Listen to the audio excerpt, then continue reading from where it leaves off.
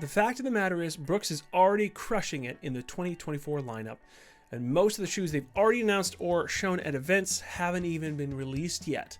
Brooks, the emboldened, Seattle-based contender, is slated to release some of the most ambitious products this year. They're not playing it safe, and I'm here for it. As an absolute fanboy myself, the Hyperion Max and the Ghost Max being my favorite shoes they've released in 2023, I cannot wait to see them absolutely crush their 2024 rotation. For this review, let's focus on the update to their plush yet responsive trail shoe with the Caldera 7. I can tell already in my runs in this shoe, Brooks really wanted to start the year off right with this update.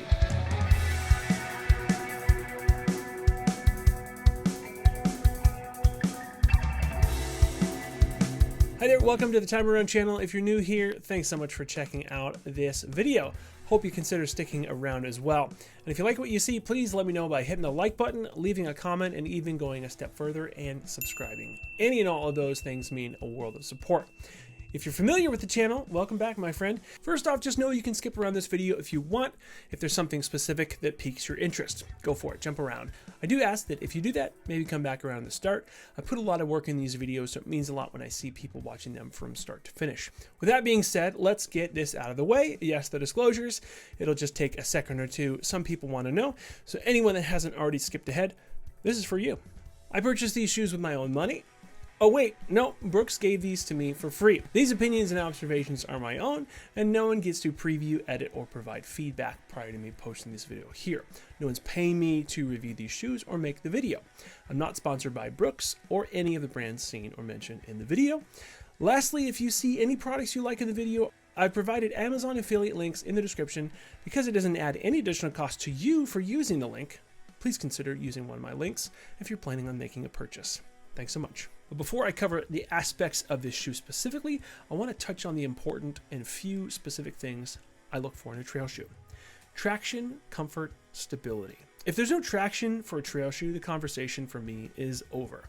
And the traction versatility is certainly an important subcategory. Common questions are asked: can I run with these in deep mud or slippery and stubborn clay? How well do these shed clay stuck in the lugs? These are important questions that are relevant to me because many times I'll be out on the trails in these conditions. One pair of shoes won't shed clay or mud well enough, and I'll end up slipping and sliding around more than normal. Meanwhile, rocks and above ground roots are also a thing I contend with. And lastly, how does the trail shoe handle winter conditions? These are the foremost conditions I run in year over year. Snow doesn't necessarily concern me because it's inherently giving me traction. It's really the ice that concerns me, or packed slippery snow. Now, comfort is a given. Why would you want to run any miles if it feels like you're running on unforgiving shoe materials? Trails are where it's naturally more comfortable already, unlike that of sidewalks or paved trails. So why counteract that with uncomfortable shoes? And finally, as far as stability, I don't mean like under or over pronation. I mean it in the sense that I prefer a trail shoe with a wider base where it counts and where it doesn't feel like I'm constantly thinking about how my foot is landing or where my foot needs to be placed at the risk of rolling my ankle. So with those categories out of the way, you now have a better sense of how I'll be approaching this review. But I want to ask you, what are important aspects you look for in trail shoes? This is a give and take. Weight, cushioning, grip, let me know in the comments below. So let's get into the review for the Brooks Caldera 7. The Caldera 7 updates seen from its predecessor entails a more plush ride underfoot, version 3 of DNA Loft, so good, a sidewall reinforcement for better stability, and the very tacky trail tack green rubber. My initial thoughts when I requested this shoe from Brooks was that it would be well cushioned and responsive. Well, I can't show you all my cards just yet. No spoilers, you have to watch the whole video. Let's get into the fit. The fit of the shoe is great, plenty of room for my toes to splay and accommodate for hours of running, but not too much that they're sliding around inside the shoes. Really good news for people who want to make sure that that fit is dialed in. I'm going to cover the upper colorways and overlays altogether next, as some of the items are covered in all three topics. I'm looking at you, overlays. As far as the upper is concerned, everything is very, very breathable, so expect to get great ventilation during warmer months. Extra ventilation portholes are provided along the medial and lateral quarters of the shoe as well. It seems to be made of more of a ripstop, helpful in keeping your feet protected on overgrown trails and unkempt trails. I really like this colorway. Although being that it's on the lighter side, I'm expecting this is going to get dirtier and dirtier with all the upcoming miles. But everything else is so good. Of course, this orange adds a nice pop of color in the front of the midsole, but where it really shines is this Brooks logo here. Just check out the almost sketched out logo welded overlay placed over the medial quarter and the lateral quarter part of the shoe. So for the upper, it doesn't really extend over the toes too far though, so the upper remains pretty breathable for better or worse. But the toe cap sports a nice jagged pattern with a nice defining yellow line here for a nice touch. More overlays placed over the heel quarters as well. This is where you can see the Caldera logo over here, as well as these icons. Brooks filled me in on what these icons mean. They said, quote, "These are some fun trail badges we add to our shoe this year. 3 badges on the Caldera 7 are from left to right. The Cloud Plus badge, which represents amplified comfort of the DNA Loft V3 cushioning. The Sun/Moon badge represents the confidence and run all day and all night. Finally, the Rock with Curve badges represents adaptability over the trail terrain for a smooth ride." The tongue, give me the gusset, because I really like it when trail shoes have gussets in them, and I'm really happy that Brooks is starting to add these to all of their trail shoes. It's been really nice to be able to run in these and have confidence that there's not really going to get too many rocks or pebbles in the areas. It's going to keep the tongue from folding over in weird places. The laces provided more than enough lockdown to keep my feet secure, so no worries there. All right, we're going to move on to the heel. This heel sports Velcro for the gaiter attachment behind the counter. I mentioned gaiter attachments. I haven't used mine in a while. What's your preference regarding gaiter use? Let me know in the comments. The counter itself is really strong and helpful to keep your ankle and heel in place.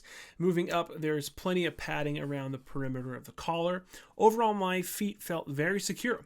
Moving back down the heel's crash pad area, as expected by the look of it, provides a really robust landing surface for those downhill sections. Or more specifically, those heel strikers. I'm pretty sure I'm not really a heavy heel use kind of guy during my descents. I'm more of a midfoot striker, but if you use this area, it'll suit you just fine.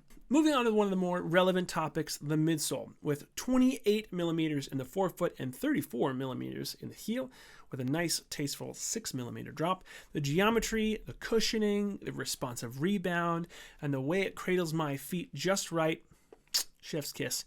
This sports a version 3 of their DNA Loft version foam. Rolling through the miles on trails, you're just left to run amok, and it's great. Never thinking about the shoe, not thinking about the hot spots, or needing more cushioning, or needing to be lighter. I think after all the trail shoes I have reviewed, this is probably going to be going down in history as one of my favorites. I want to circle back to the toe spring area. Due to where the midsole cushioning seems to drop off, right around here, this rocker geometry creates a really fluid transition from the midfoot to the forefoot to toe off. So this shoe is designed by Brooks to be a longer distance ultra trail running shoe, specifically around the 100K and over mark. I know you gotta know this will suit anyone just fine going even shorter than that. As a big dude, I can fluctuate seasonally between 190 pounds and low 200s, sometimes around 215 respectively. So these really help in the months when I've been doing a lot more holiday eating. I'm looking at you, eggnog and Christmas cookies. You know what time it is? It's outsole time. I don't know why I said that. Let's not dwell on it. Let's move on. Just look at this outsole. There's a reason why they call it trail tack. There's a split in the outsole. This provides better bilateral flexibility and independent movement from each side. The lugs are nice and knobby with 4 millimeter lugs. You're not going to necessarily want to go mudding around in these shoes, although it can hold its own in summertime given the breathable upper and the 4 millimeter lugs. They are really great on packed trails with only occasional muddy sections. It's really intended as a summertime shoe, as indicated by the features, as well as the one it doesn't have, which is water protection. If you're finding this video helpful, please consider subscribing to the channel. It's so helpful to let me know how much you appreciate the content I'm putting out by doing so. Thanks so much. Another thing I wanted to mention that is something really awesome that Brooks does is their Run Happy promise. If you have a shoe that you're gunning to try out by Brooks, Brooks says try them out for 90 days, and if you don't love them, then return them for free. That's pretty awesome if you ask me. That's better than most return policies. As for me though, I'll be keeping in mind, these ones, like I said, are probably one of my all-time favorite trail shoes. Who's this shoe made for? Well, to start, those who want to run ultras, I think that's going to be the biggest consumer for this shoe. Secondly, anyone who wants to run trails, if you have a wide or stable foot-based requirement to run comfortably on the trails, and with plenty of cushioning throughout all your miles. This is good for both the beginner as well as an experienced, and it offers different benefits to both. Also, it's great for those who consider themselves heavier weighted runners like myself, and walkers alike. Probably the best cushioning I've felt in a trail shoe to date. What the shoe isn't meant for necessarily is winter running. Regarding the upper, I think the tread can handle fine, give or take. I'd like a 5mm lug, I would say, though. If you're still gunning for all that comfort and you want to use these during wintertime, I would just recommend a pair of waterproof socks. Showers Pass is a good call for that. The other thing is you wouldn't want to take these out on super muddy trails. They're not as bad as the Ultra Glide by any stretch, but the 4mm lugs is no 5mm in my opinion. 5mm is at least a good snowy and muddy shoe in my personal opinion. Good sweet spot. But then again, I like the ride of this one and would rather just not run in these conditions if it meant I can enjoy these. Lastly, some people might balk at the girth and the appearance of these. These are the types who like a more narrow or minimal design. And you wouldn't be faulted for thinking that. They look heavy for sure. However, they are lighter than they look. Men's size 12 are 12 ounces or 342 grams. I don't mean that they're super light. I just mean that they're kind of lighter than some of the other offerings out there. And 10.6 ounces or 300 grams in size 9. Still pretty light overall. The shoe is out already and priced at $150, which for all the creature comforts you're getting and for how expensive most trail shoes are, with these benefits you have, it's basically a steal. I mean a $150 steal, but you know what I mean. Well, that concludes my review of the Caldera 7. Hope you found this video helpful. Be sure you hit the like button if you did, and don't forget to subscribe. Thanks so much for watching, and if anyone asks you what your favorite running YouTube channel is, just tell them it's time to run. Oh wait, no. Brooks gave these to me for free, y'all. Brooks gave these to me for free. Y'all, I would not have said that. Snow. Man, Brooks is crushing the environmental stuff, not by crushing the environment. That was a terrible dad joke.